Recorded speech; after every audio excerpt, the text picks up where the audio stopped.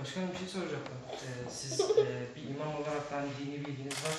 Şimdi bunları kısırlaştırmamız dinen uygun mu? Van Büyükşehir Belediyesi Hayvan Bakım ve Rehabilitasyon Merkezimizde 2021 yılı Ocak-Temmuz arasında 100 adet köpek ve 47 kedimiz olmak üzere biz sokaktan topladığımız bu hayvanlardan barınağımızda tüm bakımlarını yapmak şartıyla kısırlaştırma, aşı, banyo yaptırmak suretiyle biz vatandaşlarımıza bu hayvanlarımızı sahiplendirdik.